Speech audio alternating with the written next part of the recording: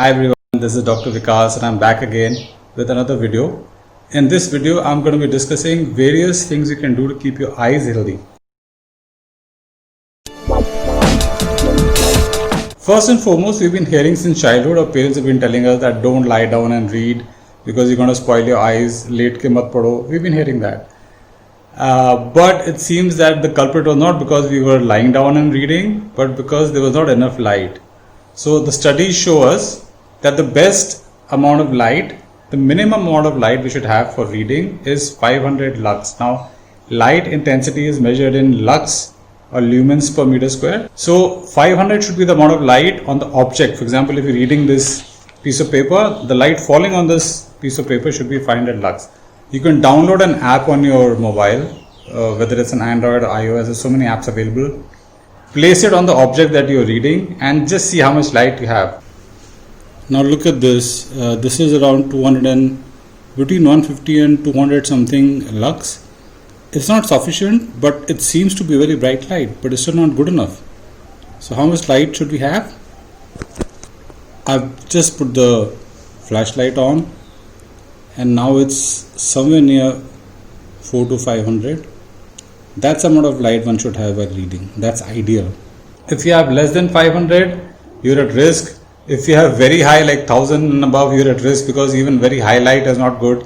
Sunlight is about 10,000 lux. That's too much. So never read anything in direct sunlight. That's very bad for your eyes. So just behind the iris in our eyes, the portion which gives color to the eyes, just behind that in the center, there's a small hole. It's called the pupil. So the pupil is a hole through which the light goes into the eyes and it becomes larger or smaller depending on how much light there is. That means if there's too much light, the pupil gets smaller so that less light goes through. And if it is too less light, the pupil get bigger so that more light can go through. So it is basically an adjustment for the amount of light that goes through. It is similar to the aperture that we have in a camera, in the normal cameras. So what happens when we're watching TV in a dark room? The light intensity of the scenes keep changing many times in a second. And because the intensity of the light changes, the pupil also becomes bigger and smaller very rapidly depending on the scenes. So it is not good for the pupil to change size so fast. To prevent this, you have an ambient light. So you have a TV and you have another light on in the room. So the total effect of the change of intensity will not be as great because the ambient light is also adding to the total intensity of light. So the fluctuation will not be so much. So that is the reason why you've been advised to always have an ambient light when you're watching TV. Wise people have been saying, even Ayurveda says that never use warm or hot water in your eyes. Even if you're having a shower, don't put hot or warm water on your head or on your eyes. Even when you're taking steam, protect your eyes from that hot steam.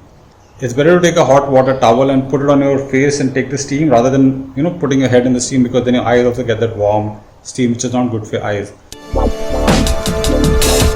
And one very important thing is, don't use any medication without doctor's advice. Don't start taking any kind of eye drops or any kind of tears or something just because you think you need them. What you can do, there are some eye tonics which are available, which anybody can take. There's some homeopathic ones like Cineraria Maritima. I've been taking that since childhood, off and on. You can take some Ayurvedic eye drops also, which are more like tonic than medicine, which anybody can use. You can try those, but don't self-medicate. So as per Ayurveda, here are a few bad habits that you can avoid to keep your eyes healthy. They're very simple things, but most of us don't even know that this is unhealthy for the eyes. Our eyes depict the solar energy, the sun energy. So they are the pitta, they are the sun energy, the heat energy. So what happens is when we sleep in the daytime, we are impeding that heat energy. We are going against nature. So that is bad for your eyes. So sleeping in daytime is bad for your eyes. As per Ayurveda, you're only allowed to sleep in summertime, and that too when the sun is very hot outside, so that you don't get too much sun. The same logic applies for sleeping late. If you sleep late, if you stay awake late at night, same thing happens. It's a time for cool energy happening because of the moon, and that goes into your eyes. So sleep early, sleep on time, like they say, early to bed and early to rise. I know even I need to work on that, but that's what Ayurveda says. Another very important thing mentioned in Ashtanga Hridayam is that if we hold back our bodily urges, that is also not good for the eyes. For example, when you want to urinate, urinate. If you want to defecate, defecate. If you want to belch, belch. If you want to burp, burp. If you want to pass wind, pass wind. Don't hold them back. If you're thirsty, drink water, etc. Because when you hold your bodily urges, that affects your eyes adversely. Another thing with the same logic is when you eat after sunset, that is also not good for the eyes. So we must try and eat before sunset if it is possible. If not, try and eat as early as possible. Don't make it as late. Like if you're returning from some assignment, come back home and eat dinner the first thing, then do anything else. Another reason for your eyes losing their power is anger. Yeah, so when you get angry, we release stress hormones and that adversely affects your eyes. So try not to get angry so often. Watch my videos on anger management. I've posted 2 videos on anger management. What are the things you could eat to keep your eyes healthy? Bitter taste is supposed to be good for your eyes. As per Ayurveda, you're supposed to have all the 6 tastes every day, that they must be a part of a meal. So the 6 tastes are sweet, salty, sour, bitter, astringent, and one more. So these are the 6 tastes. So they must be a part of a meal every day. We must make sure, but bitter taste especially is very good for your skin issues and for your eyes. So make sure bitter is a part of your diet. You can have bitter gourd, you can have parmal. Try and cook it in ghee. It makes the qualities even better. Few other things that must be a part of a meal as often as possible are grapes, pomegranate, raisins, or munakka. Have you heard of the word beta carotene? You know where the word carotene comes from? It comes from carrot. Yeah, so make carrot a part of your meal if it's in season. Otherwise, a few other food which has carotene in it is like kale, spinach, sweet potato. Beta carotene helps build vitamin A in your body. Vitamin A is the best vitamin for your eyes. Another very good Ayurvedic herb for your eyes is Shatavari. Shatavari is also called, I'm putting it here, that's a name. So you must make Shatavari a part of your diet. Either you eat dinner before sunset or you can skip dinner altogether. Have some salad, have some soup, something light instead. That is also good for your eyes. One very good thing for your eyes is Triphala. We all know Triphala. Triphala is Harad, Behar, Amla. Those 3 different herbs are mixed together and that forms Triphala. So you can have Triphala at night.